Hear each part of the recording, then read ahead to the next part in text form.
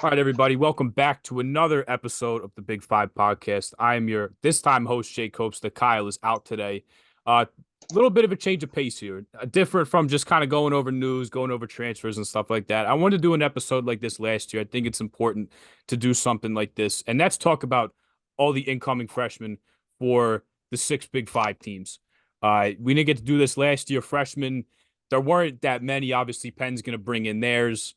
Villanova only had one guy redshirt. Zion Stanford was the only true freshman for Temple. Drexel returned 11 to 12 or 12 or 13. Not really any room for any freshmen there. So not really something that was too relevant last season. But this season, there's certainly a lot more to talk about. And to do that, we're going to bring on John Dunleavy. He is a LaSalle grad. He was a student coach there. He works for Excel Basketball in PA as an assistant director of ops and player development. And for quite some time, he's been running his own player development called Dunleavy Development with high school players, with college players, both men and women. Thought he'd be a really good guy to bring on. He actually reached out to us and was like, I would love to come on. And I said, you know what? You're exactly what we need. So we have John Dunleavy in the house today. John, what's up? Thank you so much for taking the time to be on.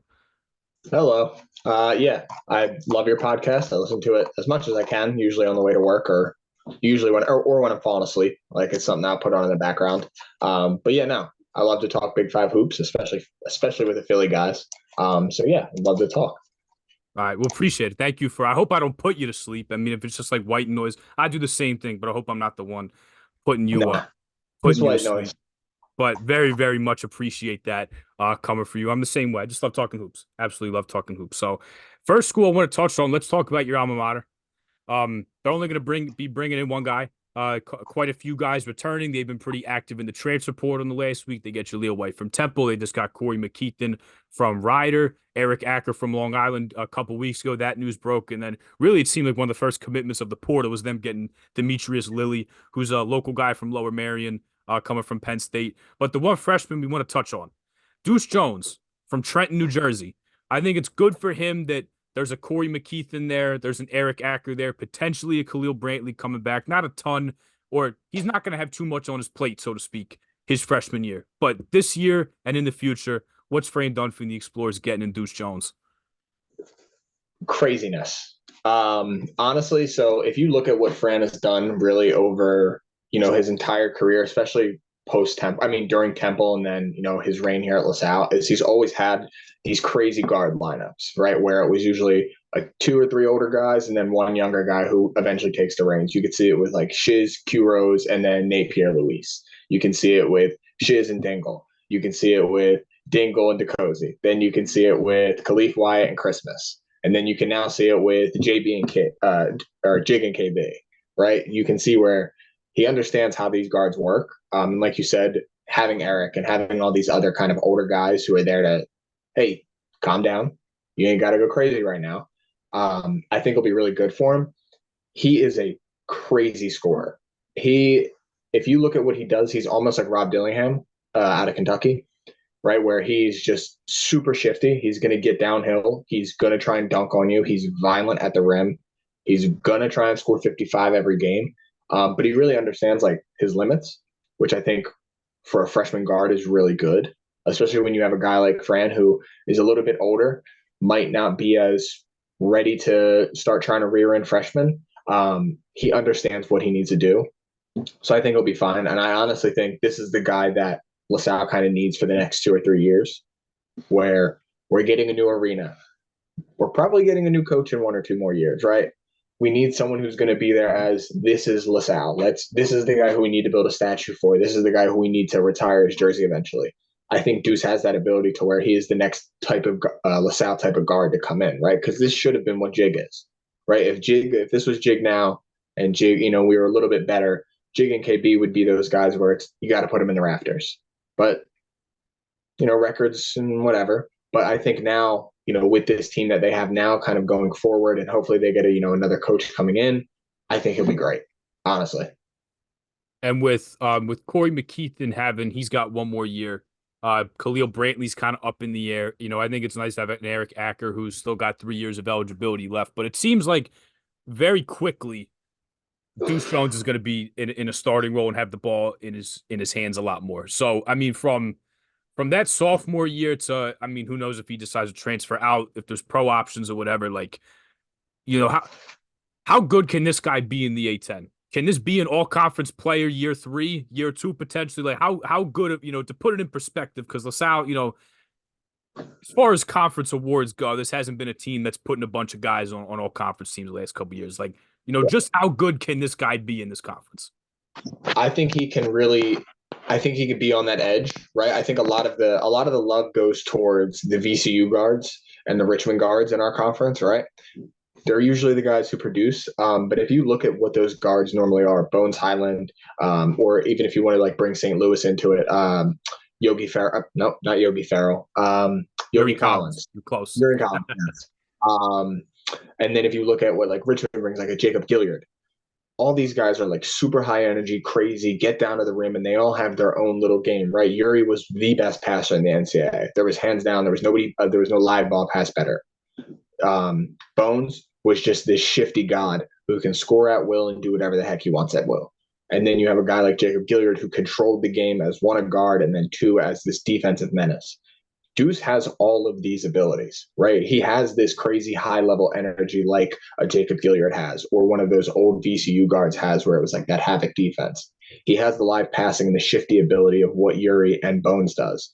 He's not those players because he is like limited at 6', 6'1", but he's so explosive that you can see him being an easily third conference, second conference, all team type of guard. I think he could be what Jig is, right? I think he is a little bit more explosive than what Jig is.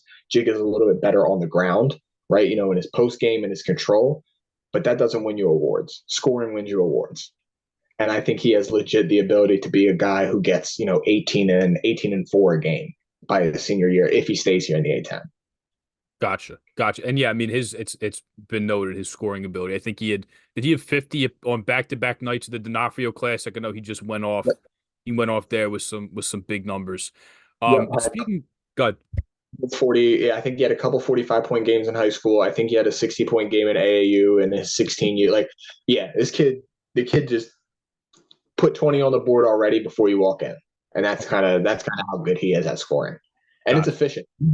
He's not just jacking. He really is an efficient scorer. He picks his spots. He knows where to go. He plays off two very well. He has a whole package of layups. He's legit. And he's probably going to need that because, as much as Fran Dunphy will give his guards freedom, if you're going to abuse that power and just be chucking and stuff like that, that's, you're not going to, yeah, he's going to put Corey McKeithen in and put an old, or Marrero, put some vet guy in that's not going to waste touches here. So speaking of a guy that put up some wild numbers in high school, I want to talk Temple here because I saw this and it blew my mind. Now, it was against a very bad opponent that I believe this guy's team beat by 80 points or something like that.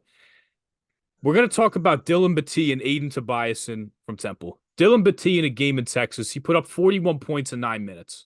It's correct. 41 points in 9 minutes. I think I could do that and play in Wrecker in high school, but you have to flip it. Maybe I could put 9 points in 41 minutes, but that's pretty wild stat line. It doesn't matter who you're playing. 41 points in 9 minutes is crazy. But Temple, last year, like I mentioned, prefacing this, the only true freshman they had was Zion Stanford. Now you have Quante Berry, who was a redshirt freshman from his year at Providence, but now Adam Fisher's a year under his belt. I've harped on this a million times. He was one of the last coaches hired in the cycle. The transfer portal, he was just kind of taken from. I guess it's hard to recruit. You have a lot of people that are, and you can correct me if I'm wrong. I'm sure by that time, a lot of people already committed or already have a bunch of schools. Kind of hard to get in get into a respective prospects recruitment. But now he's got a full year under his belt. He's known as a great recruiter. He's going to get Aiden Tobiason, who I believe is, if he's not the best, he's one of the best players in Delaware. And then Dylan Battie, who's got some family ties to Philadelphia and Temple. So there's some transfers coming in the guard spots. It looks like the guards are pretty much set here. Now, I think there's some space for some big wings to play and some forwards that these guys could provide.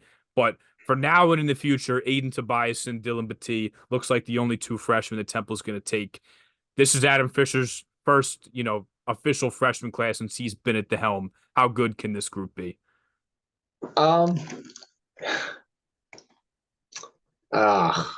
So I'm not someone who lies. I tell truths about basketball. I think my issue is they have a lot of what St. Joe's has, but it's just a mess, right? They have a lot of guys who can play, but really take away that little run that Adam had last year. What was Temple? It was just an amalgamation of what is going on, right? And I think a lot of it was, to Adam's credit, was the fact that they didn't have a true point guard. They were really late in the cycle to really get anything. He was hired super late. I mean, outside of Zion Stanford, who I helped coach at Kalo Elite, I love him to death. Like, they really didn't have anybody else. I think Bud Clark was a name that was kind of floating around because he was a very late signee to Mary Mack. He ended up being all conference, actually teammates with Zion. And then the other guy was Dylan Tavares, who I was super high on. I actually coached him for a while. He ended up going to Dell State as a late signee. Felt a little bit better there. Now he is at Charleston, was all conference rookie of the year at Dell State. So, I think a lot of what Adam is doing is just trying to kind of secure positions for the next few years, because I think he knows he has a couple years to really rebuild this. This isn't going to be a 1 or 2 year program. But for Dylan and Aiden, they are complete opposites of each other. Dylan is legit Deshaun Shepard, but 2 inches bigger, 20 pounds heavier, longer arms, and jumps a lot higher. Like, you're going to see multiple top 10 plays by the end of the year on ESPN. He's a legit jumper. That 41 points in 9 minutes, that team was very bad. I think they were one of like the lowest ranked in the States, which is fine, whatever. 41 points in 9 minutes is still crazy. But he is a violent leaper at the rim. He wants to rip the rim off. He'll play the dunking spot. Like, he'll play the dunker spot very well. He's needed to really improve a lot of his game, like getting on the ground. But I think just if you give him a landing, or if you give him a takeoff zone like Day Shep, it's over. And it's funny, he has like a lot of the same dunk packages, a lot of the off two tomahawks, a lot of the off two behind the head stuff. A lot of that stuff is, you'll see and you're like, whoa, this looks identical to Day Shep. Aiden is actually really funny. Aiden is one of the best players in Delaware, but he was an unknown. This time last year, nobody knew who this kid was, including me. Ari Rosenfeld, he runs one of the best recruiting services in the country. He actually tweeted about Aiden, and I was like, I'm actually going to go to Delaware today, so let me go see what this kid's about. I went to his open gym, and from there, I tweeted about him. Ari tweeted about him, and his stock blew up. He signed at Temple really quick, actually. I was surprised. He signed, I think, in like November or December. But for him, he is a 3-and-D-esque wing, right? He is going to be a guy who, if he can keep his body now and just consistently run to the corner, hit dead corner threes, hit lift threes, put the ball on the ground, one dribble pull up stuff, and play defense, he'll be an NBA player. Like, he's that tight. He has that type of body. He has that type of motor. But it's one of those things where, how good was the Delaware competition consistently on a nightly basis? Why weren't you recruited earlier? Like, what was the reason that you popped now? Right. And that's one thing that I look at a little bit of, what's your scalability? Did you plateau too early? Are you plateauing now? Where and how can you be worked with? So I think for him, I think he's going to average about like 6 to 9 points. I think his freshman year, he's going to have the freshman woes. But I think by sophomore year, you'll see that jump of like 11 to 14 points. And then you'll see, oh, okay. Now I see what what Adam and all his development staff say. Right. And it's just going to be one of them things where I feel a lot of guys come in and they don't make a lot of threes early. I think if you just let them ride it out and let him just play off his confidence and let him know, like, hey, you're gonna miss 60 or 70 threes, it's okay, he'll be fine. And he's gonna be able to put a lot up. I mean, we all know what Adam Fisher wants to do.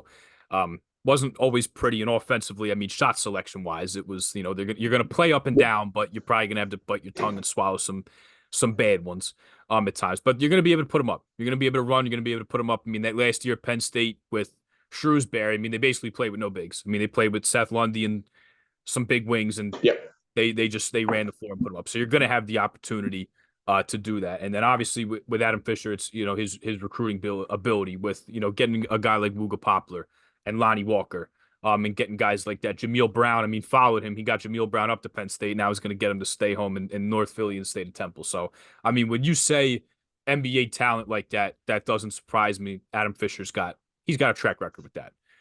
Yeah. And I I think a will lot say of people, also, I mean, good. oh, no, I'm sorry. A lot of people hear NBA talent and they think like, all star, blah, blah, blah. There are 456 spots along with the G League. And for me, an NBA talent is just a guy who can make the league, even if he's an undrafted free agent. When he goes out and plays in Europe, you made the league. You made the 1%. That's an NBA talent to me. A guy who has the ability or has had, a little bit of NBA time, even if it's 2 games, right? He made the G League or he made the NBA. That's the type of, ability that I say. He might not wow you with, 19 points a game or anything like that. But there are plenty of college players or there are plenty of NBA players who didn't average more than 11 points a game, right? I think for him, it's going to be a lot about what he does auxiliary to his scoring than it is just purely, hey, go get buckets. And like Jhamir Brown, same thing, where he has an NBA-like game where he's coming off screen, shooting, but he didn't get to do that much at Penn State, right? And you look at, if you look at it and go, how the heck is that guy an NBA talent? He only shot, I think, 30-something% from three. He didn't average a lot of points, whatever it is. Well, that's because once he gets in with Adam, who wants to go fly around, I think it'll be a lot different. You'll see a humongous change kind of in what Adam is going to do with these guys who are more NBA-like players because he's running an NBA-like system. Right. A lot of movement, a lot of, coming off a floppy, coming off, Yep. stuff like that, getting open threes. So, and yeah, hey, I mean, even if you only play 2 games and you're Hassan, you grab it, you're like a spare bear guy playing during COVID. You still made it. I mean, it's not many dudes that can say that they play in the NBA. So Yeah. And when was the last NBA player from Temple? it might have been Lavoy Allen. Yeah. Yeah. I think it was Lavoy Allen. I think he got drafted though real late. But Yeah. yeah, I mean, it's been, I mean, I guess well, I mean, if you want to consider Napier Louis has been a pretty good, I think he's been doing pretty well at the South Bay Lakers. So Um, him and then Lavoy and then a even huge like that, Quint Rose was with the Westchester Knicks for a little bit. their So, top player. Yeah. right.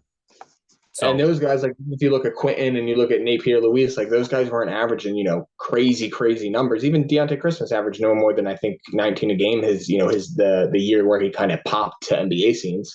I think it's just about like for Adam, it's just finding the guys who fit in this system to where they understand. All right, coming off DHOs and I'm getting ready to let this ball fly, or coming off a floppy set, or coming off a hammer set, and just understanding like we're gonna go movement, and we're gonna get shots up really fast.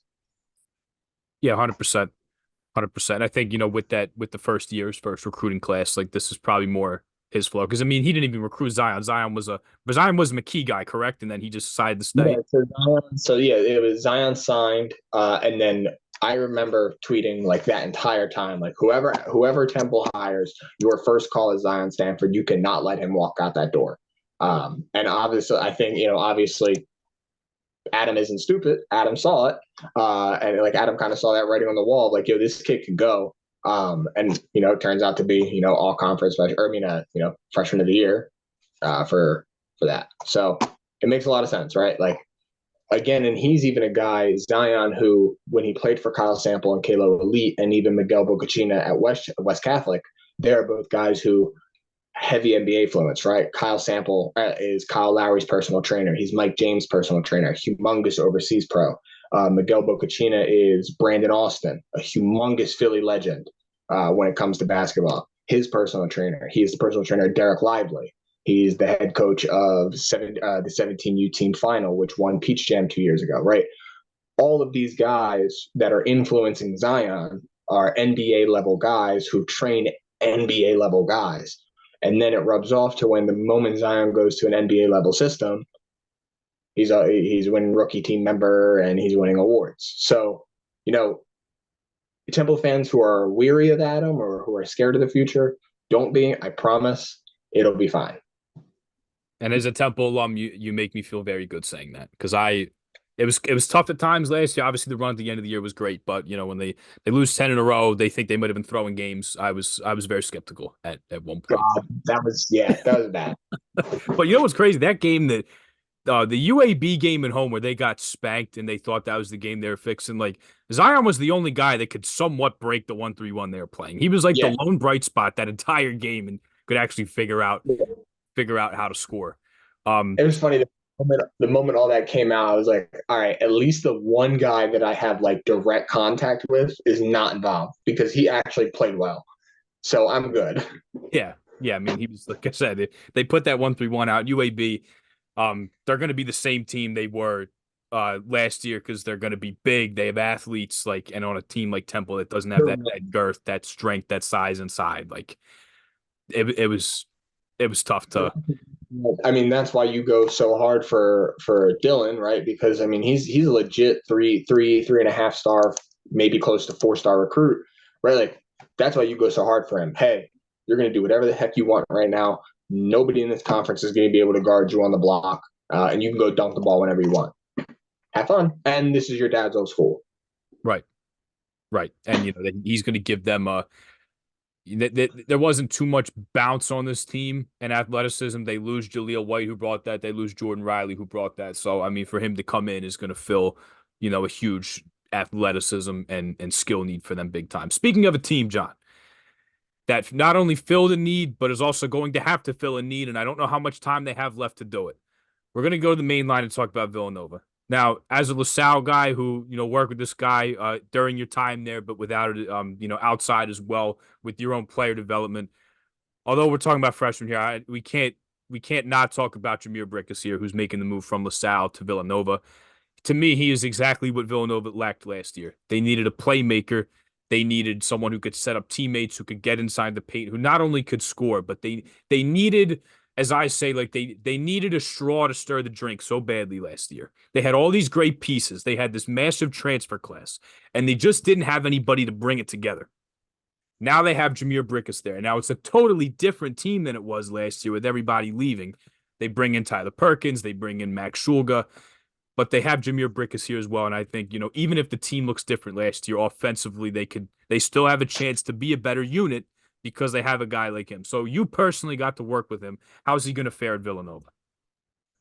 It's one of those things where if Jig transferred last year to Nova, it like this whole year changes, right? We're not even talking about Kyle Neptune being on a hot seat. We're talking about Kyle Neptune like maybe coach of the year in the Big East, right? I don't know if he beats, anything that UConn's doing up with Danny Hurley, but that you're right. Nova just lacked a guy who was just fun, right? And I know that's a weird like metric to measure the skill of basketball, but there was nobody who could really get something going to where we felt, oh, okay. Like as a Nova fan, I love watching Nova, especially because Ash, right? Ash has done so much for me, and I love talking with Ash. And a lot of what I saw and watched was there was just no guy who was just there to break somebody down off the dribble, 8 seconds or less. I don't need a screen. Get out of my way. Get this ball in your head. There was none of that. And there was also nobody who was a dude. And what I mean by a dude is like you go to UConn, Danny Hurley's a dude. You're not going to mess with Danny Hurley. No matter how much chatter or how inappropriate you think it is, you're not going to punk his team. Shaheen Holloway, you're not going to punk his team. I wouldn't say they were getting punked, but there was no grit. There was no Nova way, right? That Nova way is dive on the loose balls, grit and grind. You're not going to move me. If you push Colin Gillespie, you have Chris Jenkins and Daniel Oshefu coming from behind you ready to grip you up. I didn't feel that with Nova this year. I didn't feel the Nova way. And I've tweeted a lot about how the Nova way needs to kind of go away because at a point, it's Kyle Neptune, not Jay Wright. And I think with Kyle, he shed a lot of what Jay was doing and what Jay wanted and these Jay homers. And it's going to be tough, right? I think with Jig now, again, now you do have that guy who can go and get downhill and do whatever he needs to do. But the problem is now you don't have a good screener, right? And I know, again, a weird metric for basketball, but Nanan, or however you pronounce his name, is not Eric Dixon. Sorry to let you know, guys. He's not Eric Dixon. You don't have that down low presence that now off the screen is going to make these people start to collapse on Eric Dixon. So now Jig can do what he does, which is high ball fake, make you jump, make that guy slide, throw the extra pass for a three, or break you down off the dribble. Now it's going to be guys are just going to go sit in a 2-3 zone and go like this and wait for Jig at 5'9" to come into them because Nanan isn't a vertical threat. He's not someone who can sit in the dunker spot and you can throw to. He's a defensive-esque big. So you're limited. And I know I sound pessimistic about Nova, but I don't see a way that this works. And I know we're going to talk about maybe their players coming up, right, with Mosley, Hodge, and Thomas, which I think they're great players, but none of them, again, same thing as last year, none of them fit together perfectly. So I want to touch on what you said about like Njoku being a screener, and I think it's, first of all, they need a big. I saw you tweet out about that, and they've whiffed on a bunch. They whiffed on Andrew Carr, they whiffed on a Toby Awaka, and bringing in some big guys that, you know, Toby Awaka I think would have been great. He's a big dude. Yeah. Offensively, sure, it's not there, but dude can rebound, and he was the best defender that Tennessee had on Zach Edey in that game in the tournament. And another thing with Njoku is your offense is going to shrink because, like you said, he's a beefy, like stockier defensive dude. He's not the offensive threat that Eric Dixon was. He doesn't have that touch, you know, the pivoting, how adept he kind of was in the post with fakes and being patient and stuff like that, being able to draw fouls. He doesn't have that game out to the mid-range, out to the three-point line. There's just so many things, and he still could come back, but yeah, they need bigs. They need some bigs with some skills. So I know I completely see where you're coming from that. They can't just be like, well, he was the missing piece. He's just going to have to go do what he does. You know, you got to get some help around him. Yeah. Got to get some help around him for sure. So now let's talk about the three freshmen that they have coming in, which Malcolm Thomas is a big, but believe he's listed at 6'8". So, you know, no matter what way you cut it, they still need a big man, you know, whoever else is out there. But Matt Hodge was a quick rise. He rose a lot, correct me if I'm wrong, in the rankings over the last year from North Jersey. They're going to bring in Josiah Mosley from Texas. This isn't a program that plays freshmen a ton. Now, Neptune's first year with Justin Moore and Cam Whitmore being hurt, Housen and Armstrong, they just had to play more out of necessity. So down the road, what do these guys bring? Can anybody have an impact in year one? I think that's the most important thing, because right now it's looking like some of these guys might have to if the roster's not going to change drastically from now to the start of the year. Yeah. So I don't know. Like, and again, I'm a basketball homer, but I'm a Nova homer because of Ash, and I try and find an avenue, right? Especially when they were about to go to the tournament. I was like, no, there's possibilities to get to March Madness. I just don't see where these three guys and potentially the fourth. I'm hearing a lot of chatter from the kid from Fresno State might be coming over. Mm-hmm. He averaged 3 minutes a game, or he averaged 6 minutes a game. And then even in the games where he got in for like 28 or 29 minutes, he didn't score.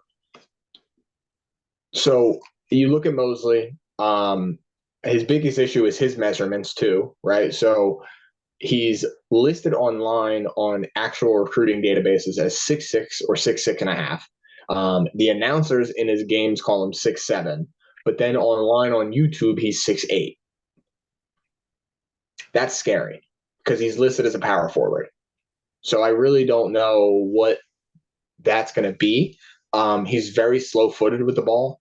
He can score kind of in all three levels, but I don't know how it's going to translate to Nova, right, in the Big East, and the style of play where, you know, you're going to get a team like Seton Hall, which is grit and grind, but they're going to come at you like a pack of hyenas. Or you're going to get a team like Danny Hurley where they're going to run 55,000 sets, and you have to start screening and moving, and bigs can't navigate for anything. And this guy's 6'6", 6'7", or 6'8".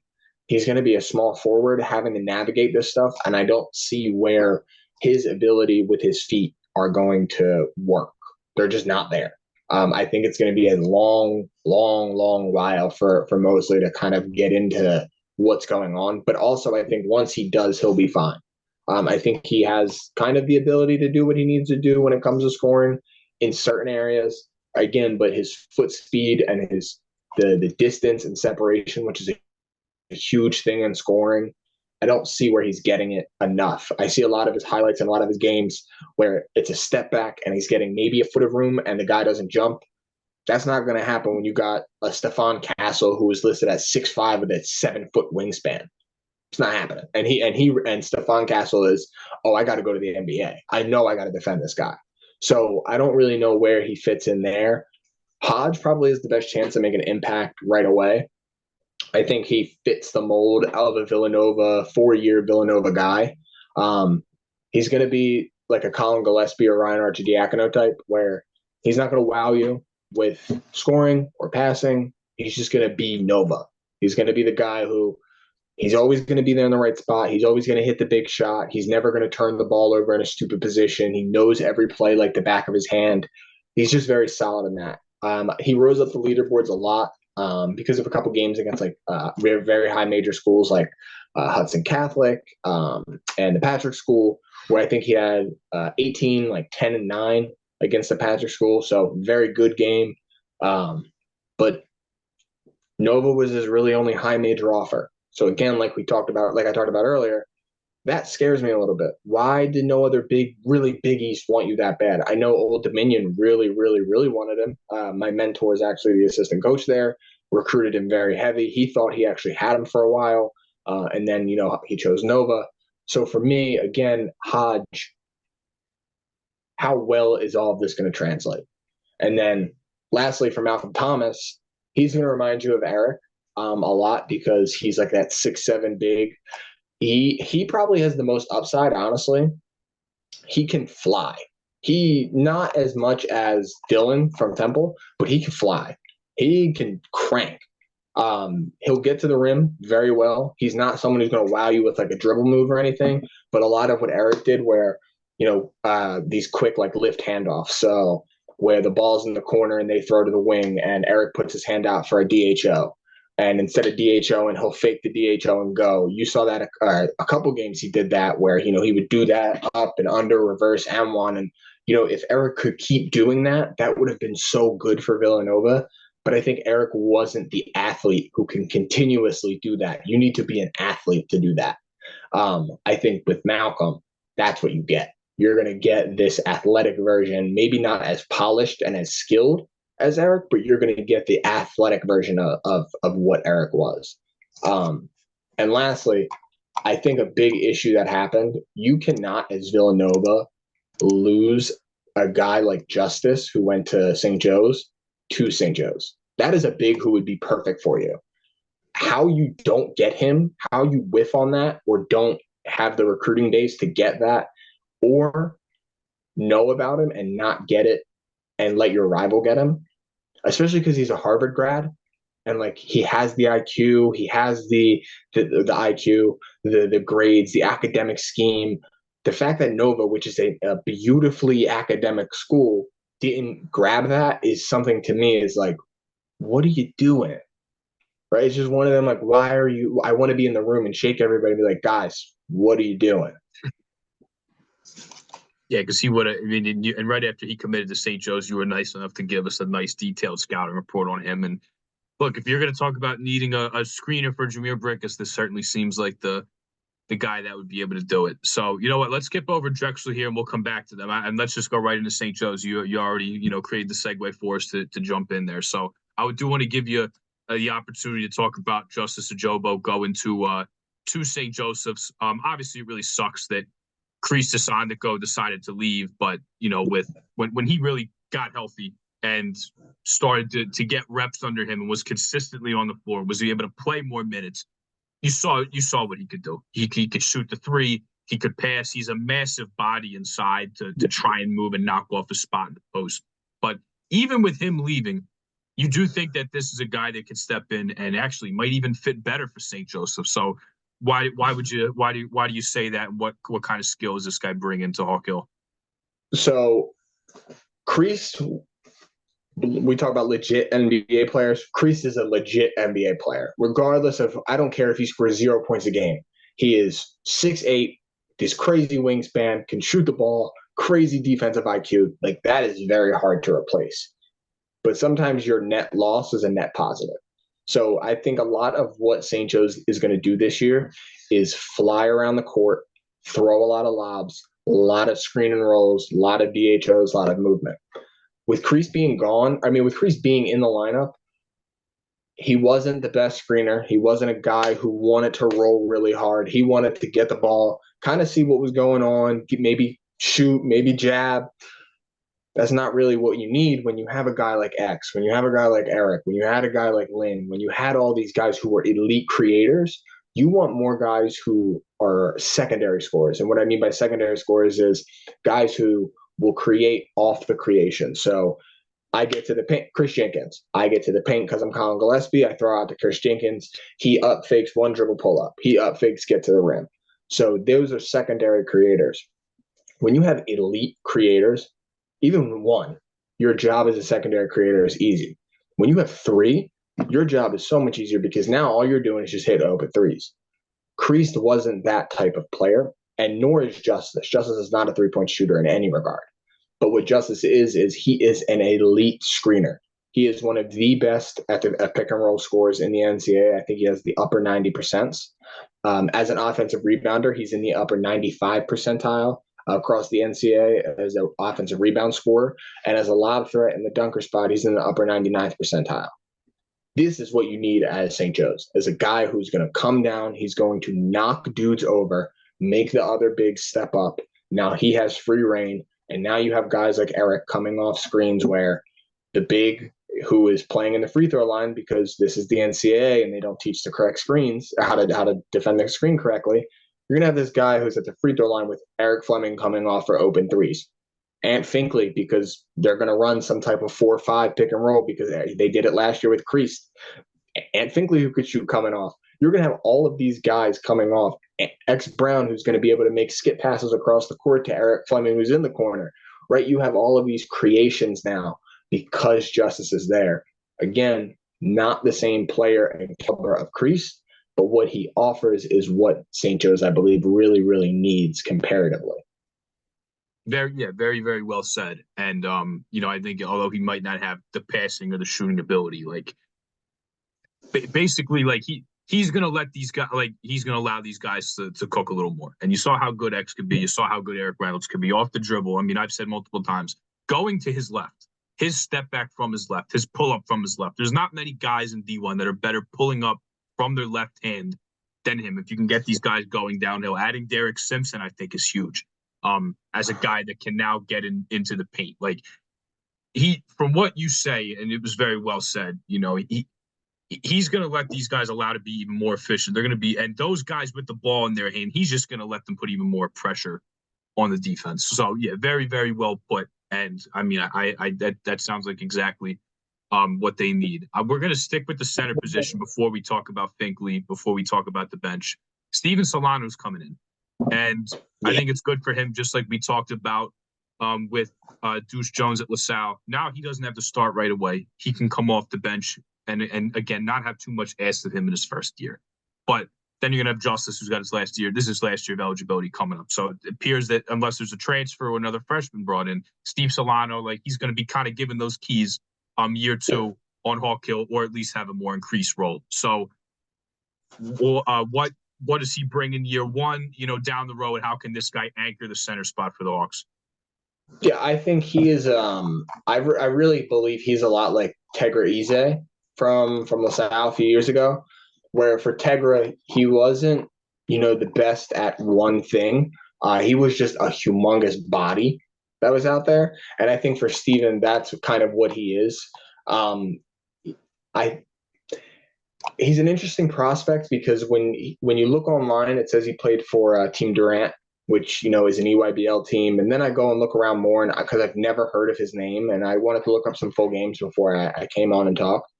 He played for their B team, which is a little concerning because, again, we're talking about high major here. And when you watch his game tape, especially in AAU, and everybody, if whoever watches this, if you hate AAU is where you're going to get recruited, not high school. Sorry, this is how the life works. When you watch his AAU tape, he's playing against guys who are my height. And he's listed as like 6'11", 7 foot. So you're going to see, like, you watch him grab the ball over guys, and you're like, oh, okay.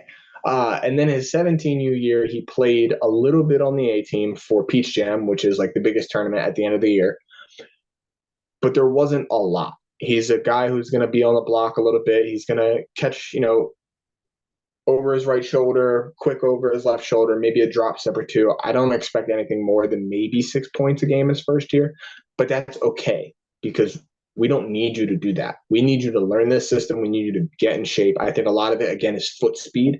It's just being able to keep up with guys like X, like Eric, like Eric, like even Ant Finkley, right, who are just going to be flying around. I just don't see where he's going to be extremely effective at large minutes. I think spot minutes will be fine.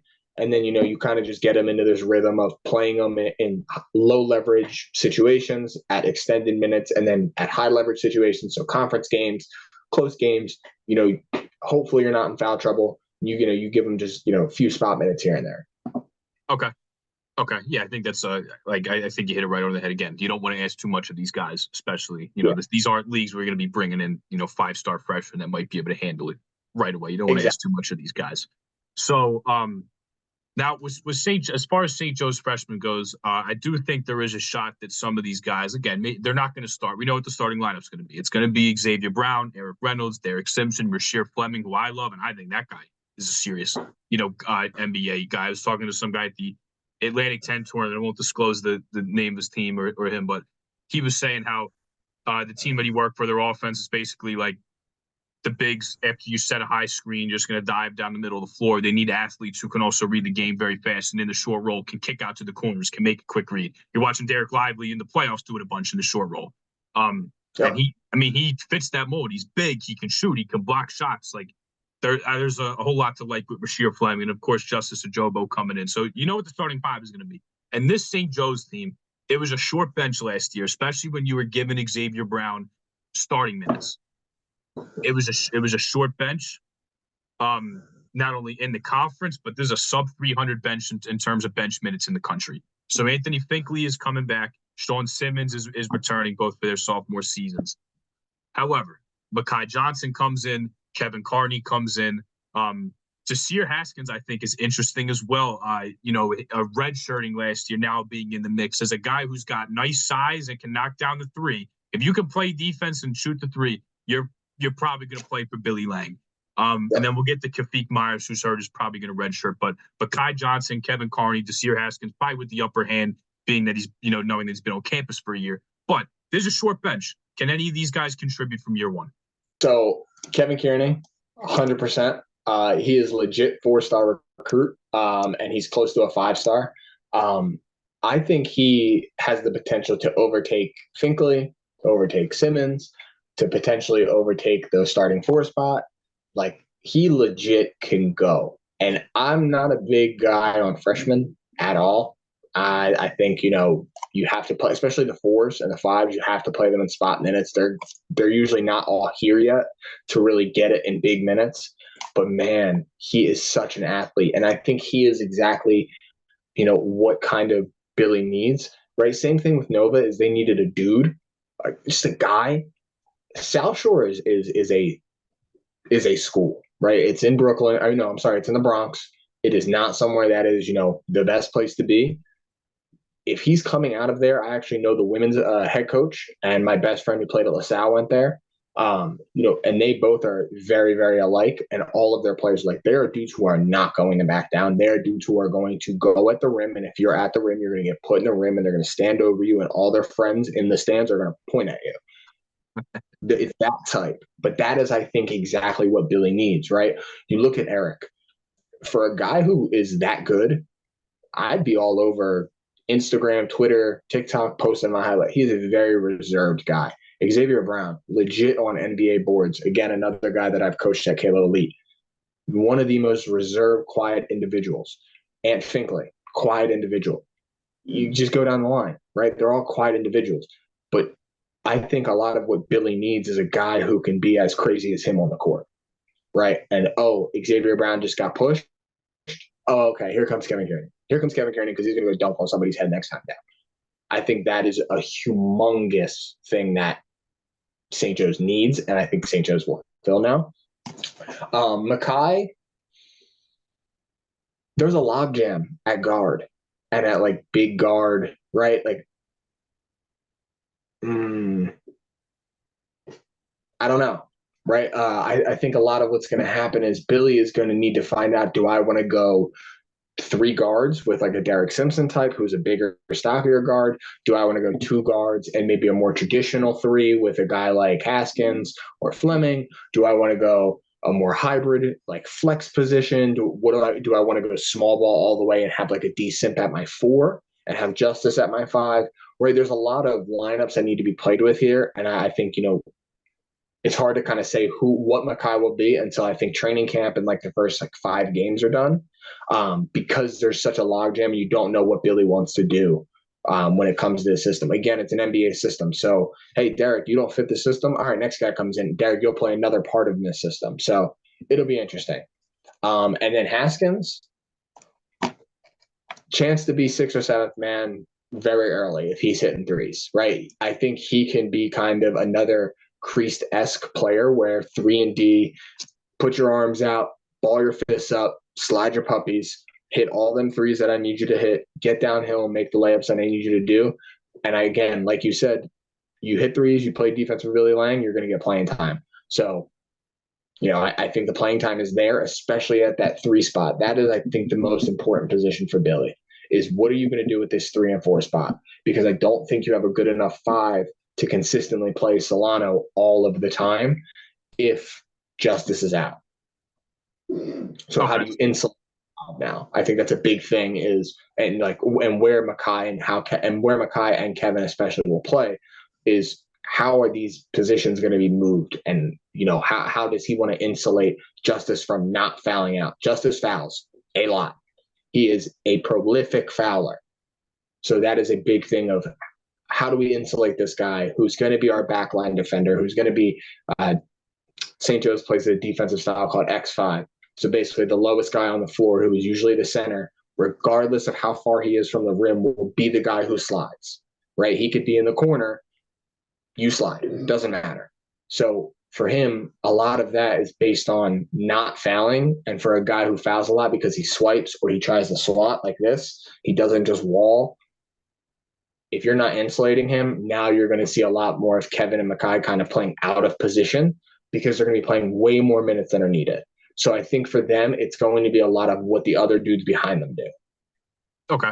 And what's interesting about them the last 2 years is they played like this 2 years ago. Eduke Obina missed some time, so they played Rasheer Fleming at a small ball 5. Last year, Creased was out for the Villanova game, and they played like this as well. They played a little bit of a 3-2, which I love that they do with Rasheer at the top because he's so big. He's got long arms, can really bother lead guards. But, he's serviceable as a small ball 5 as well. So I think what you bring up is a really interesting point that, he's probably going to be forced into some small ball 5, especially if he doesn't want to give those minutes to Solano right away. Another thing I want to mention is that as far as Haskins goes, like Sean Simmons is not a dude that's a 3-point threat at all. I'm not sure how much he's worked on that game and how much he plans on putting that out there, but I think you're absolutely right that Desir Haskins can move into, the 6th or the 7th man on this team. And another thing is you're absolutely right with the logjam at guard, because not only are these really good guards, but they can play a ton of minutes and they don't get in foul trouble. You're regularly going to see Eric Reynolds, Xavier Brown potentially play even almost the entire game, get into that 35-minute range where, if Simpson fits and he's the player that we think he can be, and he can even play a lot, there's just not that many minutes that are there. So I think that's a really good point to bring up. Like, barring an injury, there just might not be an opportunity for these guys to see the floor anyway. Reynolds. Yeah, it's a great thing for St. Joe's, but it's also it's a bad thing for us to talk about, or for the kids, or for large scale projectability, because we really don't know, because we know how good the players who are there. Like the 5 that you have for Billy are a coach's dream. Then you have 4 or 5 other guys who it's like, yo, we could develop all of these guys to be like these guys all could be an all conference level, or a tier, or guys who are all on teams who are 1, 2, or 3 or 4 in the conference. Like all of these guys are high level guys too, right? If X went to the portal or went NBA, he goes high major. Eric goes high major. Haskins probably goes after this year, probably goes a little bit higher than what we are now, maybe like a VCU type, right? Like all of these guys are way better than St. Joe's level. Mm-hmm. And now it's just like, how do you figure this out? Because if one thing goes wrong for Billy, I think, where a lot of this could go awry, and I think where the reels could fall off and he starts to lose games, is how well do you trust yourself in just hey, this is the lineup I'm going to go with, right? Because when you have a million options, it's very easy to go, I'll take this guy and plug this guy. I'll unplug this guy and plug this guy in, right? And I think, you don't want how much does Billy trust these guys, especially because you have so many freshmen or so many guys who, for lack of a better word, like Ant Fingley didn't play a lot last year, right? Like Jasir Haskins redshirted last year, right? Like a lot of your guys who are very good, who I think are very good, just don't have the experience. So what do you do here? So this could go wrong really fast, but I also think Billy has the ability to win the A10 right now. Yeah, and I thought last year they were a top 5 team. Yeah, just the sheer talent, and with Billy Lang being an NBA guy, Justin Scott, one of the best recruiters, not just in this area but really in the entire country. I mean, even I know he's Xavier Brown's stepfather, but regardless, he got the guy from USC. And even they were just, oh man, what was the one guy that he just commit to? St. John's or something like that. They had a guy who St. Joe's was in his last 8, and it was like Providence, St. John's, and it's like all these other like Big East Power 5 schools, and here you have St. Joe's who's in on this guy. They've been recruiting very well. Yeah. I don't know who it was, but good Lord, when I kept seeing the top 8, I thought it was a joke. Right? Because for Quadir Copeland, right? Quadir Copeland's final 8 had LaSalle in it. Right. And I was getting calls left and right from my friends and from directors of AU. Quadir Copeland, LaSalle's that was like that's one of those things that we call a connect, right? Or a connect or like a connect program. So for us, Jamal Robinson, he is a huge DMV guy. DMV is Team Takeover, Team Mellow. So the connect program for us was, hey, put us up there because you know us, essentially, right? This kind of brings in some traffic for us, right? We don't tell them that, but they understand what the vibe is. They understand who we are. Like Jamal Robinson's a great friend. I'll do him a solid, right? And none of these things are like expressed, but they're just things that happen in the nature. That's why you'll see guys with like very, very random like top 8. You'll see like Duke, FSU, and 4 other high majors, and you'll see like Stetson University, and it's like, oh, that guy is connected because of that guy, because of that guy. It's just to bring in some clicks of Stetson, right? Like Temple for Quade Green, but it was never going to happen. Yeah. Or Delaware State for Delaware State was in Trayvon Duval's Final 5. That was never going to happen. Something new. I didn't know that. So that's you learn something new every day. So glad I got some insight on that. Speaking of Quadir Copeland, man, that team's gonna be good next year. McNeese is going to be a goddamn problem if they were. I mean, they were good this year, but I'd said, yeah, Shahade Wells is cool, but he was awesome at UT Arlington years ago, and then he went to TCU, and then he was really a bench piece, and he exploded. They won at Allen Fieldhouse for the first time ever, and he played well. But when he was a bench guy at TCU, almost like with the whole Jelly Walker thing. Jelly Walker played at Tulane, and he wasn't the gaudy scorer you saw at UAB, and you're like, oh, this guy's going to light him up. And what happens? Gonzaga runs McNeese out of the gym. Or, Houston runs UAB out of the gym the one year. But this McNeese team, Brandon Murray, Sincere Parker from St. Louis. You have Quadir Copeland now. Like, they have Shoemate coming back. Like, they're going to be quite the force. They're so good. And, I mean, they were 34-3, 31-3 next year. They should not only win every single Southland game, they should win it by 15 plus. He's playing with the mid-major, potentially like low-high major roster in the freaking Southland, where he's going to go play Lamar and Nichols and Texas A&M Corpus Christi on like a Tuesday night. It's crazy. I don't. If I was any other coach in that conference, I would just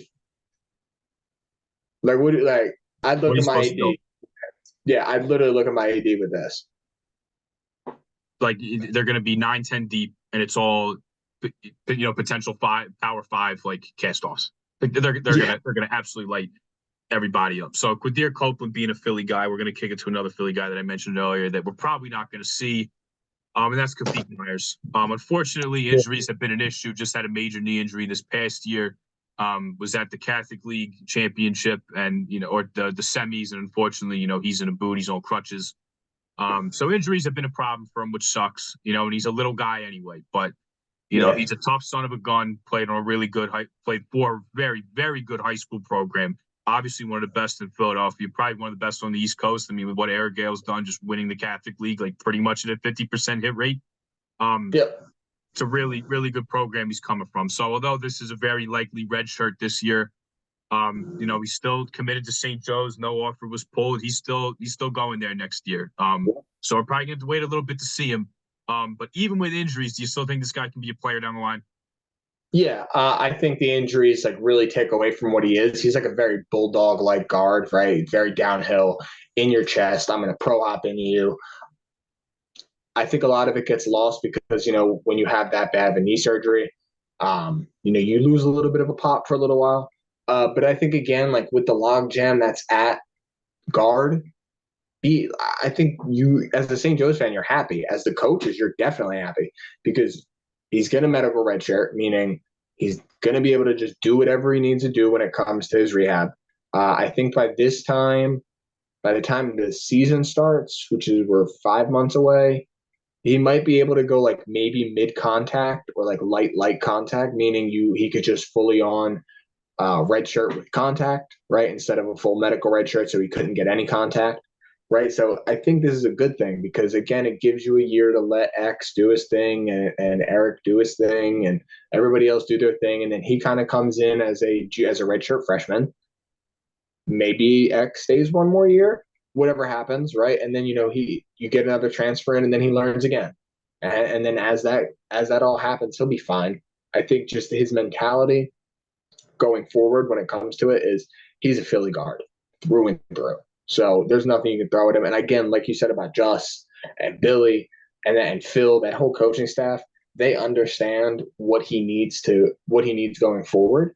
I think a lot of his game is just going to be, yo, you are the same guy you were. You can do the same stuff you did at Newman Grady, right? He was going up against Robert Wright every day, who is a super high major, going to Baylor, just cooked everybody at the Chris Brinkley Invitational, right? That was a guy that he was going up against defending every single day, right? You just don't do that and not be a guy who you can go to the A-10 and be fine, right? There's no guard in the A-10 who can even touch Robert Wright. This is a guy who's going to be coming in, guarding that, and then on top of that, guarding a guy like Eric Reynolds because he's going to be on like a scout team. So guarding a guy like Eric Reynolds every day, guarding a guy like X Brown every day. That is going to help his long-term development so much that this red shirt is the best possible thing for him. Okay, yeah, good to know. Good to spin that to a positive, even with a guy with so many injuries, and good to hear that you think he can still be a player. And look, being a Philly guy, you really got to be a tough son of a bitch. To real, and especially a guy like him who's a little guy as well. There's a reason that as a 6 foot little guy, he's going D1 because he's a tough son of a gun. So I want to move to University City now. We'll talk about Penn. We'll talk about Drexel. Go ahead. Did you want to say something? No. Okay. Yeah, we'll move on. We'll move to University City here. My place of employment, at least for the next couple of days here with the Penn Quakers. And this is going to be a huge roster because obviously we know that there's no scholarships in the Ivy League. 17 guys is what this team is going to be, John. 17 guys on this team. So we can talk freshmen because that's what they'll always do. You look at last year, Tyler Perkins obviously is at Nova, who's big. Sam Brown played some big minutes last year.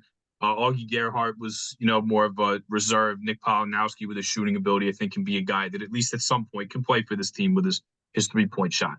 But there's 4 freshmen coming in. Who knows how much they're going to play? Who knows if they're going to redshirt? Like what the deal is? They're now, the Ivy League really is that last pure league. We're going to bring guys in for 4 years. Not many people transfer. They don't really take transfers in. Penn is bringing in 3 transfers this year, however. So, but it could look really murky for the freshmen, in addition to a Nick Spinoza coming back and Ed Holland coming back and guys that have been there for 2-3 years. George Smith, that are still there. It could look murky for these freshmen. But one guy I want to point out, you're a guy that keeps receipts on Twitter. A couple months ago, I remember seeing a lot of Michelangelo Berti banter from you on Twitter. So whether that's now, that's down the road, I saw that guy in particular you were kind of singling out. So what do you like about his game?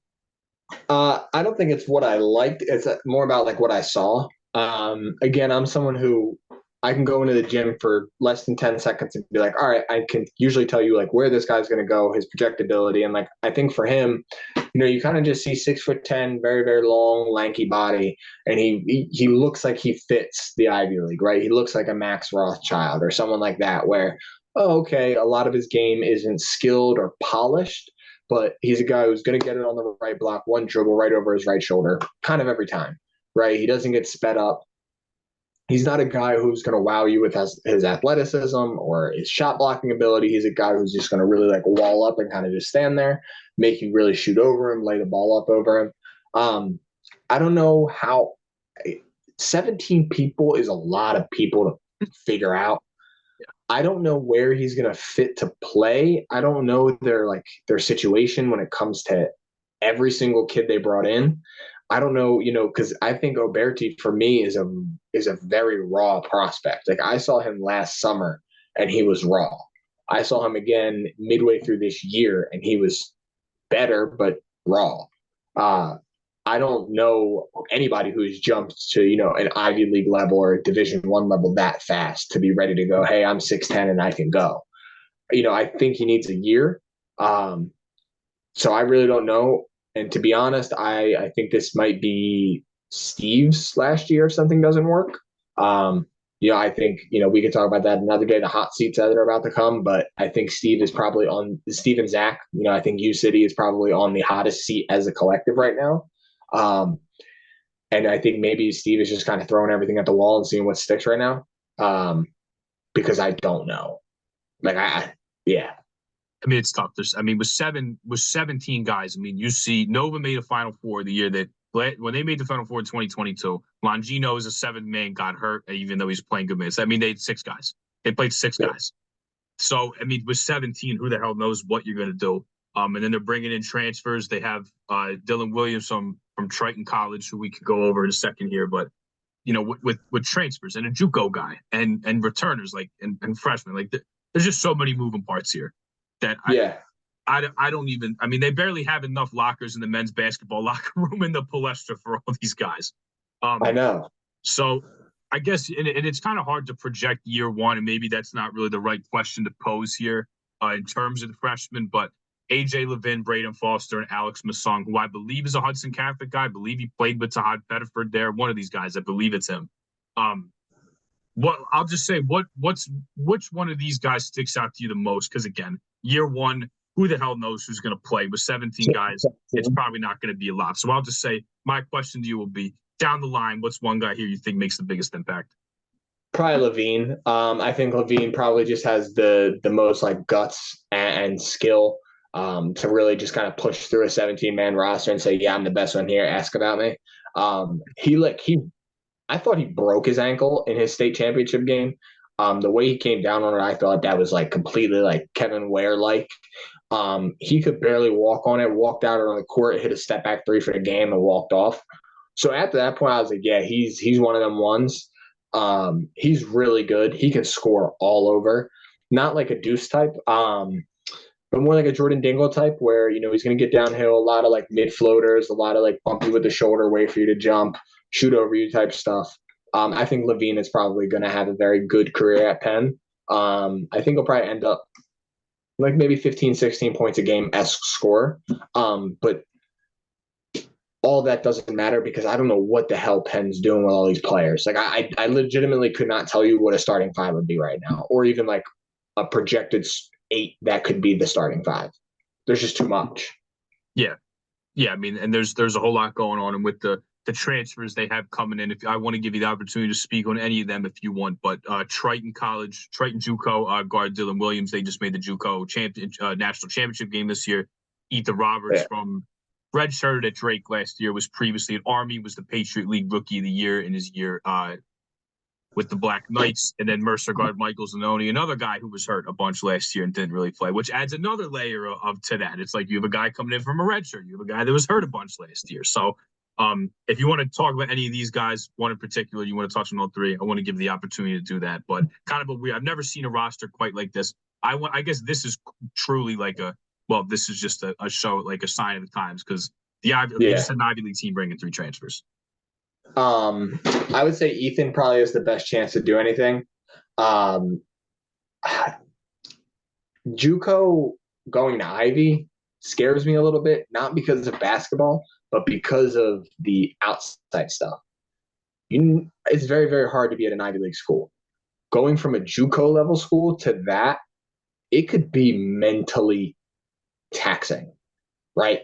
It's one of them things where you just don't understand. One of my best friends went to an Ivy League school. I actually followed him around for a couple days because I thought I was very smart. Good Lord, I was in types of classes that I've never even heard of, right? They have classes that are solely about like Time Magazine that are taught by the editor in chief. And it's like, these classes are tough. They're not classes where it's like, what can I do for you? Like in JUCO, they don't care who you are. They've had the president's son, they've had literally Trump's kids, Bush's kids, whatever, in their classrooms. So I think for a lot of it is going from a JUCO to an Ivy is going to be one of them things where I don't know how well mentally it's going to work.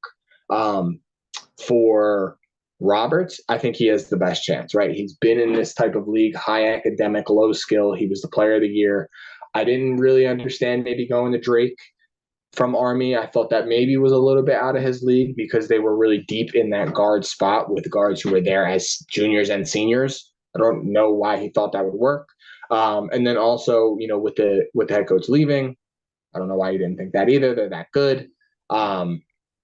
So I think I like him. I really do like him going to Penn. I think he can get up and down the court. He can be Clark's biggest substitute, but it's really hard to replace Clark Slade-Jack. I think he was like, he's really good. If it's not for Malik Mack, he would have been the best guard in the Ivy to me. And if he would have been healthy as well. No, with him missing so much time and missing a really good chunk of Ivy League play to the point where when he got back, I mean, it was really too late for them to get back into the Ivy League top four. Not to mention, the last 2 years, this has been a very, very good league. I mean, the top three of Cornell, Yale, Princeton was an extremely, really, like, that was a very solid, very, like, these are the three best teams, and then there's everybody else. But that was a very, very strong top Princeton three they had in their conference. Yeah. I mean, look at the guards that they had. It's sure that when they lost Tosan, they lost Keyshawn Kellman, they didn't have the size of the center position that they did. But, Zach Martini's at Rutgers now. I mean, it's not like they fell off like that. Like, Zach Martini's at Rutgers now, and you have Alako, I think, is going to be very good at Notre Dame for Shrewsbury. It was still, Xavier Lee's going through the draft process. It was a very, very good team. That's not even to bring up Caden Pearson and Blake Peters. Very, very good. Very, very good. The Ivy's no slouch, and it's like, I just don't see what I mean, this is more kind of like large scale recruiting thoughts, but like, schools are supposed to have philosophies and things that they are known for. I don't know what Penn is doing, right? I don't know who their base is, right? LaSalle, I know your base, right? You're going international route because you don't have the big NIL collective. You're going kids who are under recruited, who are local and international. Nova, I know what you're going for. Duke, I know what you're going for. Penn, I don't know what you're going for. Princeton, I know exactly what you're going for. Yale, I know exactly. Harvard, I know exactly what you're going for, right? Because you can see where their connection bases are. I couldn't tell you an assistant coach who at Penn. That's a problem. I think, like, as a casual fan and recruiter, you should know at least one assistant on every staff, like, just by name. And I think that's a major problem because that means that person isn't involved in the Philly or the Jersey or the DMV area. And there's so much talent here that he could go and get. Like Sharif Jackson. Why are you not on Sharif Jackson, Mark Jackson's son? That is a Philly kid who has a 4.9 GPA and cooks Thomas Sober, who is a high major recruit every time they touch the floor together. I mean, he's got a couple offers. I think. Does he have a couple? Does he have maybe a Harvard? I know he got San Diego, and he still has a year, right? I mean, there's still potentially a chance to get in there. Yeah, he's playing 17U now, so he's a rising senior. But I think Penn offered, but when I just talked to him, and I just talked to his dad, and I said, hey, how's the recruiting process going? Penn's name never showed up. And it's like a lot of schools are a little bit hesitant because they think he's going to go to a Penn or they think he's going to go to a Temple because he's a Philly kid. And it's just like, yo, this kid is here and he is legit. He is a 6'9" presence. And he beats Thomas Sober every time. Thomas Sober is one of the best bigs in the country. Penn, this is a kid you go full-fledged, all hands on deck. You don't worry about anything else. And they don't. And again, like, this is something that hurts them in the long run. and especially this being such a basketball-rich area, I would put this from Boston down to DC. I'd rival it against any area in literally the entire world as far as basketball talent goes. I mean, it's just everywhere. You should not, if you're an Ivy League here or a school that has like a very special annotation, so super high major or a St. John's type, or have won a lot of national championships like a UConn or Nova, or an Ivy League type, you should have absolutely no problem recruiting from this area. From DC to, there should be no problem. Agreed. And let's flip to Drexel and then I'm gonna parlay that into talking about them recruiting some local guys. Yeah. They lose Justin Moore to Loyola Chicago. They go back to his old high school, Archbishop Wood, and they grab Josh Reed. This team is going to look a lot different. We can talk more about that on a grand scale. But first, let's talk about a local guy. Let's talk about a Catholic League guy, Josh Reed. He's coming in next year. From now down the line, I mean, who knows? They have a bunch of guys transferring out besides the JUCO guys we're going to talk about. They don't have a transfer coming in. So there's a lot of opportunity here for some young guys to play. Do you think he can do it year one? How good can he be? Year one, no. But I think by year two, I think he could have. You remember Aaron Estrada from Hofstra? Yes. I think you could line their careers up, and you will see the exact same progression, like literally the exact same thing. I think they are the same level of player. I think they do everything very alike. Josh gets really downhill really quick. He's explosive. He's not someone who's going to like vertically fly around, but he's someone who's going to get off the floor quick, give you a quick dunk and get down and then get right back on defense. Strong as an ox. Like when you see him get down and kind of ball his fists up and get in a defensive stance, you're going to see a lot of muscle. He doesn't get moved. He's 94 feet of craziness. But again, I think he could be like a very Aaron Estrada level player, which for Drexel, for anybody, I mean, that guy was a reason Alabama went that far. So. And the only guy that was able to shoot mid-range on a team that's very analytic driven, and you know, the only guy he didn't yell at for taking mid-range shots. Exactly. So let's talk about the JUCO guys they're bringing in. Justin Moore, like I said, out. He's going to Loyola Chicago. Leaves the point guard spot open. Kevon Vanderhorst from Brunswick at the JUCO level seems to be the guy that can step in. And then as a second layer to this, shooting-wise, Luke House is gone. Mateo Cruz is gone. Justin Moore, although just a hair, in the 31%, I think a tick over 31%. Still, guys got the ball in his hands a lot that can knock down threes. They're losing all these guys. They need some shooting. You think Victor Panoff can help in that department? Tell me about Kevon Vanderhorst, then tell me about Victor Panoff from Daytona State. These JUCO guys. Yeah, so Kevon, very, very, very, very, very, very tough shot taker. He also makes a lot of them, but being a tough shot taker at the JUCO level scares me when you get translated up to the D1 level. Same thing with D1 tough shot makers and takers scare me when you get translated up to the NBA level, like a guy like Amani Bates, right? Those types of guys scare me because those levels of separation will not happen at the next level. Sorry, it's just not happening. So he's a lot like Just, right? They're going to come off screens a lot like the same way. They're going to look for their midi. But Kevon is a lot more wiry, right? Where Just is going to bully you with pro hops into your chest and kind of move you out of the way. Kevon is more wiry. He's looking to, use a lot of ball fakes around or a lot of deep digs down to kind of get you to bait and foul. And he uses his mid-range a lot more. So he'll, kind of go full speed, and he's learning to like stop on a dime and float right in the mid-range, a lot different than what Just does, where Just in the mid-range is like pro hops off his floaters and playing off two. So I think if it can translate, it'll work. But the problem is I don't see the avenue of translation yet. I think Will Chavis, who is a great friend of mine, he's their head recruiter and head player developer. Great guy. He's got his work cut out for him there. And then you look at Victor. So actually, I have very, very close connections to both his high school coach and his community college coach. So he is from St. Petersburg, Russia. When he came over, he went to a place called DME Academy. So DME Academy is a very, very, very good academy out in Florida.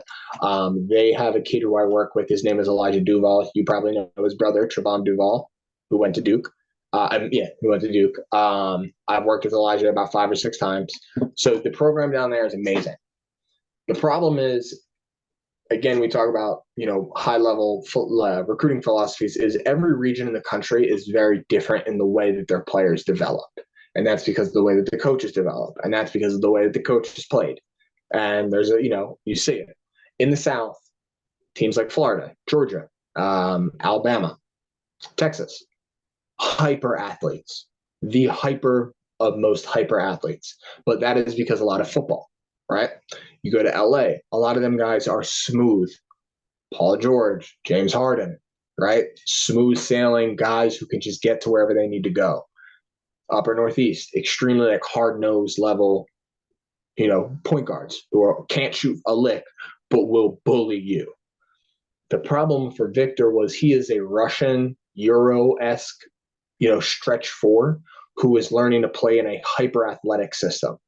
So when he goes to Cal State Fullerton and you're not playing in this hyper athletic system where it's up and down and fast paced and it's a lot more slower, you see he averages 1.4 points a game. Then he transfers back to a Florida school and you see he averages 17 points a game. So I think a lot of what this is he's playing against in systems that he knows, right? He knows that these guys who he's playing against, he understands the fast-paced system. And I think that's a big reason he chose Drexel. Drexel is going to play a little bit more upbeat comparatively to the other teams in the CAA. But it's not too upbeat like an SEC type school or an A10 type school to where he's just going to get lost in the sauce. For him, I think it's going to be like about a year, but he'll be a great stretch for him. I think he'll probably knock down he'll probably shoot like 35 to 45% from three. Okay. Interesting. That's really interesting breakdown of, regions in the country. I know obviously, as a Northeast guy, hard-nosed defense, toughness, but that's interesting to talk about, California and Florida and literally how even just the geographic change would kind of affect, the style a guy plays in and how he plays. So yeah, real interesting there. And they're going to need shooting. I mean, playing up tempo a little bit, they're going to need the shooting. So biggest thing here, literally and figuratively, about Drexel is that they're losing Amari Williams. And with that comes a huge void in the middle. Now, something I think it's interesting about Zach Spiker, I read a quote on the College Basketball Almanac 2 years ago, basically was he wants to have a team that kind of is, represents the demographics of, that represents his university. Drexel, big international school. A lot of people from different areas of the country go there. And he's bringing in Clemson Edamwanian. I hope I'm saying that right. My God. Yeah. Born in Spain, grew up in London. They're bringing in Ralph Akuta from Hargrave Military Academy as well. So he's dipping into some domestic players and then going the international route that, hey, spoiler alert, last time he went to, a guy from England, a big guy from England, worked out pretty damn well for him. And that guy's playing at Kentucky and probably is making a pretty penny doing it. So yeah. It's probably going to be rough the first year with these guys coming in because, you're asking freshmen to probably play a lot. I'm sure Garfield Turner gets a lot of minutes here, but as they bring in these young centers for down the line, which one do you think really sticks out, can be the better player here?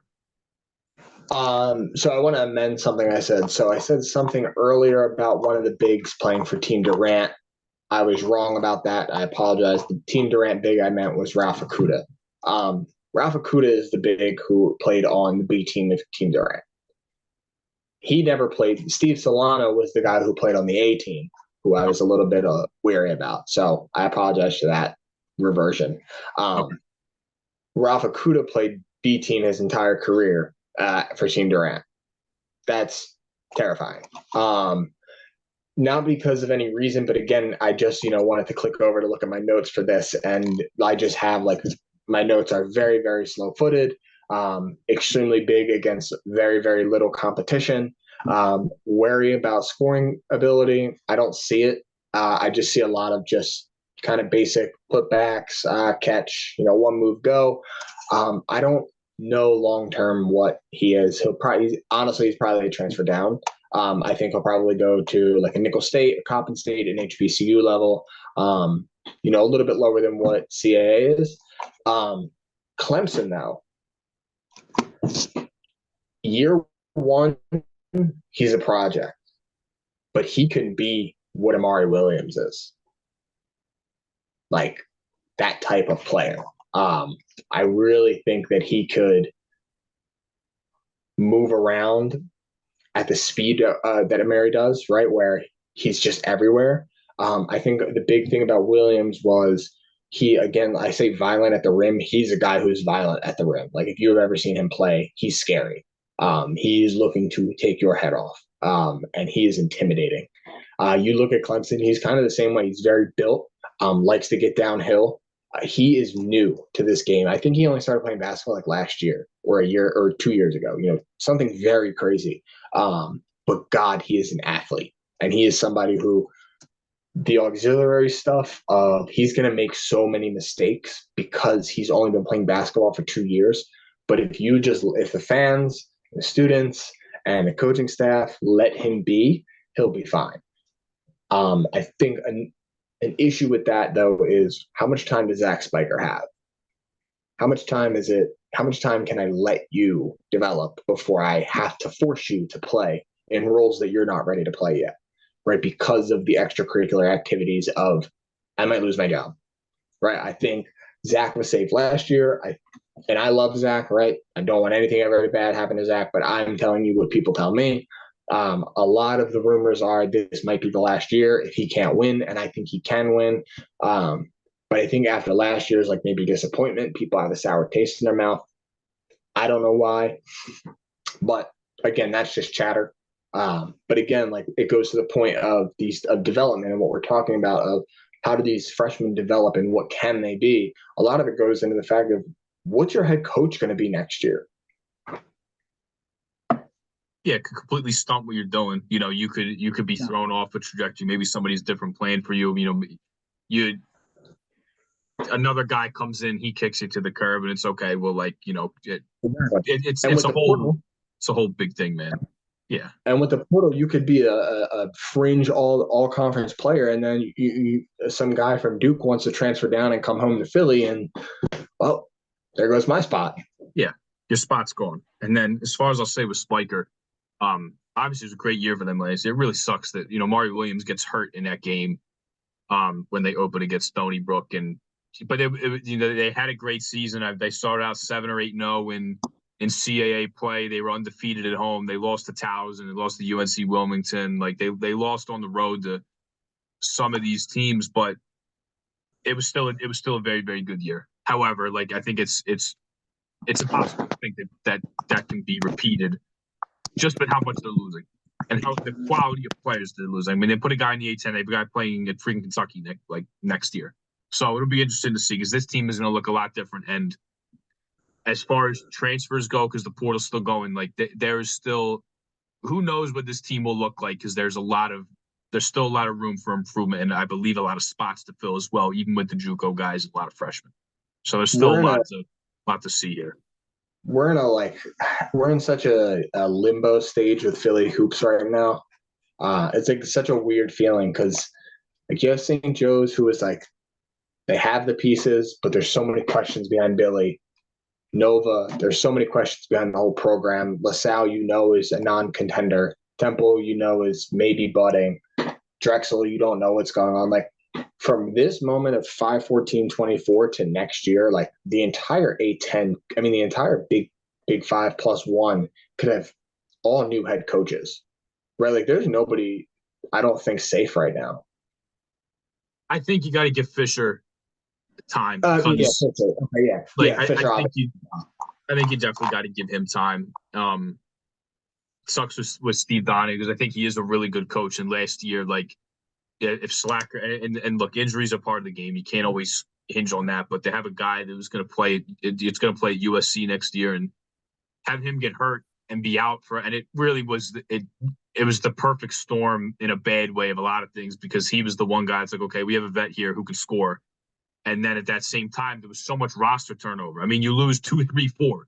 Lucas Monroe leaves. Max Martz retires. Dingle leaves. There's so much you got to replace. And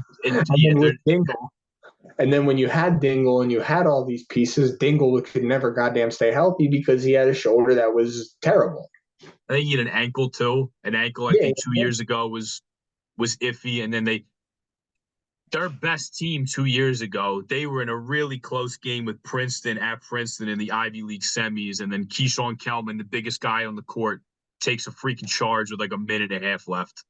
And then it was a really close game. I mean, look, that Princeton team made the Sweet 16. You can't kill them for that. But it just sucks that the Ivy League was so good that year. And they on their home court First of all, they should have beat Princeton the second time. They blew it like an 18, 20-point lead. Then the very next game that they played, because that was the last game of the year, was the Ivy League semis, and they pushed them all. Like it was a close game and they lost. Like, yes, I know, it's a bottom line business and you got to win. They want you in the tournament. It just sucks because I think these have been some pretty good teams of Penn. I think this could be another good team next year that like you're looking at a hot seat just because the results aren't there. There's an injury. Like it's kind of unfortunate with that stuff. But hey, John, I appreciate your time. Want to ask you a couple more questions generally before we get out of here. Mentioned earlier you're a receipts guy when we were talking about Michelangelo Berti. You kind of it seems like you pride yourself just from the way I see you on Twitter. You're the diamond in the rough guy, and I appreciate that because I think everybody tries to be that in football, whatever sport you're in. You want to catch the next big thing. You want to catch like the big riser. So just give me, you don't have to go crazy here if you don't want to. Just throw out a couple names here, whether these are future Big Five guys, future Power Five guys. Who's not getting talked about you think can explode recruiting-wise in a year or two? So Luca Foster, Archbishop Carroll, Devin Booker from Cristo Rey, Kai Shinholster, and KJ Cochran. They're all 2025s. Right. I'll spare you the 26s and the 27s until next time. But 2025, they're the high major guys, right? And I'll add in Jake West. He's kind of bubbling as somebody being talked about, but I don't think he's being talked about enough. But I think those guys right there are all high major or above levels. I think Luca Foster's probably a pro. Devin Booker has enough offers right now from like Mississippi State and that level, like ACC, SEC level school. Kai Shinholster had Michigan come out. He had Jawan and Phil Martelli come out a couple times. He had Tom Izzo come out. Jake West has Providence and a few of those level schools. And then who am I missing? Kai Shinholster. Oh, KJ Cochran.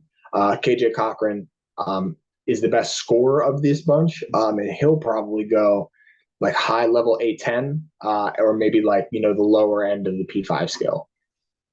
Okay. And Kai Shinholster and Cochran, I believe they both hold Temple offers. And I think they both hold Temple, St. Joe's, and LaSalle offers. I would say that the guys to look out for who are probably going to be Big Five guys in the next couple of years, I would say probably Jake West. Honestly, funny enough, I think he's a high major guy, but I think the A10 for guards like him, Bones Highland, who's the other guy that we were just talking about the other day in the A10? Oh, God, I'll think about it in a second. But those types of guys who go to the A10, like an Ace Baldwin, right? These guys are really, really, really good in the A10. And I think Jake fits that mold. He's long, he's lanky, he's about 6'1". He gets to the rim. He has a huge Instagram, like NIL following. His Instagram followers right now are like that TikTok and Twitter, like 2 million, right? So like he has a huge base behind him, which I think will push him high major, but I think he'll be best at like an A10 level school. And I'm trying to think who's a sneaky one that'll go somewhere. Oh, Sharif Jackson. If Sharif Jackson is not at a Big Five school, there is a problem. Like his dad is a Temple alum. His dad is the most famous Temple alum who played for the Sixers. He played for the Sixers. He played in the NBA. He's a Roman Catholic grad. All of his kids have gone to Roman. If they do not capitalize on this, same thing with like a Jaron McKee. If the Big Five does not capitalize on Jaron McKee, these are the problems that we're having as the city, right? So they're the two or three guys who I think, at the Big Five level will be like, all right, home sweet home. Right. I think that's the biggest problem. And that can be, more money, more TV exposure. Maybe you just, people just want to change the scenery. They want to move out. But the whole 5-hour pod of just Philadelphia basketball and the problems that have arisen from what's going on.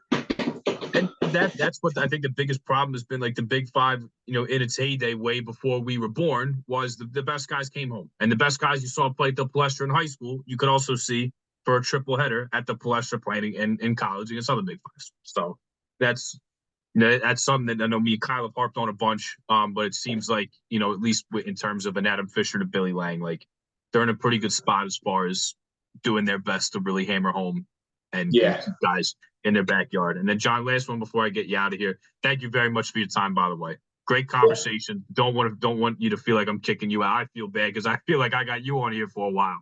I don't care. But we ask this to everybody. Don't care if it's like we've only had a handful of guests, but even if we got like a media guy, we got our guy Tommy Godin on here, whether it's like Isaiah Miller, Philly guy. We had Rob Holloman on last year when they were doing hopefully Big Five TBT. We can have him on again. Don't matter who it is. You're a player, you're a coach, whoever. Gotta ask you where you go down and get your cheesesteak from. Being some local guys, like, I'm sure I'm a huge fucking cheesesteak guy. I could eat one every single day. But I gotta ask you where you go down and get yours. All right, so this is actually broken up into tiers. Okay. So I have the one that is, so this is for all tourists that I tell them. So the base one is you just your mom and pop cheesesteak. That's all you need. You don't need nothing else. Go to Jim's. Go to Jim's or go to Angelo's. That's it. You don't need anything else. If you want a lot of what Philadelphia is known for, right? Our twist and our style and our flair and our embodiment of what we wear on our sleeve. There is a bulgogi cheesesteak down in South Philly. The reason that I say that one is because we have one of the largest Southeastern Asian communities in the country here. There's a restaurant. I'm actually going to put you onto a restaurant. It's called Hardinia. It is the best restaurant I've ever been to in my life. I've been all across the country. I've eaten at 5-star Michelin star restaurants. It is fantastic. It's been on Guys, Diners, Drive-Ins, and Dives, and it's been on Fuck That's Delicious. So the bulgogi cheesesteak is not there, but there's a couple places down South Philly that you can get them. And then the other one is called Woodrow's. This is on South Street. It's on 8th and South, I believe. And their cheesesteak is a white truffle cheesesteak. It has some cherry pepper relish. It's a little bit more upscale. It brings the yippee kind of what the younger crowd likes and what the younger crowd is of Philly. Very in your face. We're going to let you know who we are, but we also got some money to let you know. And the last one, the pinnacle, the best cheesesteak I've ever had, but it's way too expensive. It is the $180 Barclay Prime cheesesteak, which is the fact that you spend that much on cheesesteak. I'm sorry, but god damn, that was the best thing I've ever had in my life. It's worth it. So that's the three broken up. You have your mid tier, your low end mom and pop, your mid tier expensive, and then your ultra high end. All you get is $180 cheesesteak and a bottle of wine. Merry Christmas. If I ever make some money from doing this, I'll buy $180 cheesesteak. I don't know if I can justify doing that now. I'm sure you're feeling this. The student loans aren't fun. That's kind of keeping me from it. It is so worth it. It is one of those things that you just try it once and you never do again, but you cherish and every time I walk by Rittenhouse Square, I just look and go, what I would give. For $180. It's probably a lot if you're giving it. It's a $180 cheesesteak, but I've only had Jim's on DoorDash. I thought it was kind of mid. So here's what I'm going to do. I'm going to give it another shot. I'm going to go now that it's rebuilt. I'm going to go on South Street because I have a bunch of friends tell me the same thing. Now I got to go in person. DoorDash don't do it justice. If you go to South Street, you have to just do the triangle. Do Jim's, then Woodrow's, then Angelo's. Okay. Now Angelo's I've had. Angelo's in my top three because you can't beat the fresh bread. When the bread's made fresh every day, the Cooper Sharp cheese, it's a little sweet. It's a slight nuance that a lot of people are trying to copy now because of how good it is. So Angelo's is certainly up there. For me, I'm not a big guy. I like to eat a lot. So John's roast pork is big time because you get a big old thing. You get a big old thing. And now they don't do whiz. So that if that kind of sways you in any direction, they don't do whiz. And for me, I love Oregon steaks. It's before or after you go to a game, you can hit Oregon steaks. There's a bar called Tanky's right next to it. So, on a nice night when they have a patio out there, if you're out having a couple drinks, maybe you're watching the Phils on the TV, you can go right next door to Oregon Steaks. They don't mind. You can bring it over, eat it while you're sitting outside. Like, Oregon Steaks is a nice spot for me. But I'll put you on a Phillips. Phillips is on my list. So the other side of Broad Street, right on Oregon? Yeah. Okay. Phillips is my dad and brother showed me Phillips after the World Series game, and I was drunk and in heaven. And then I had it again a few weeks ago, and I was like, all right, it definitely wasn't as good as the first time I had it, right? And then I tried it. I was like, this might be in my top 5. Okay. I'm going to add it to my list. Now, if you've had some adult beverages in and you have a cheesesteak, that thing, and you could order from Pat's and Gino's and be a tourist, and it'll taste really damn good. It'll be 10 out of 10. It's good everywhere. It's good. It's no matter where you go. I don't care if it's, I was gonna say it could be the one you get in the lunch line at school. That's probably pushing it because the steakums and that watery cheese sauce just doesn't do it for you. But anyway, yeah. I mean, that definitely heightens the effect. So, all right. Well, John, thank you very, very much for your time. Would love to do this again. We could check back on your crystal ball predictions for these younger guys, and we can see where they go. If they commit to some Big 5 schools, if they stay local. But we very, very much appreciate your time here. We would love to have you on again. We could do a midseason recap to see where all these pieces that we just talked about land. Yeah, absolutely. We could do midseason, we could do postseason. There's never, or even if guys start to pick up offers. I know I have trouble with there's a guy that's got some offers. St. Joe's offers him. I think it's newsworthy. I need to figure out where to watch him. I don't know too much about him. I have to dig really quickly. Even then, I think it's always recruiting is going on all the time. I saw on Twitter you're going to be, the summer, you got your live periods. And I was a couple years ago as the St. Joe's Prep when they had Philly live. Recruiting never stops. Recruiting never stops. It's always something that's going to be relevant that we're definitely going to need a guy for. So, for the Big 5 podcast, for John Dunleavy, for Jay Kopstick, thank you guys very much for tuning in. We'll be back again soon talking some transfers as we head into the dog days of the summer in the college basketball season. But thank you, everybody, for tuning in. We'll get this up soon, and we'll be back at you with some more content. So thank you very much, everybody, for tuning in. Have a great rest of your day. Thank you. Cool.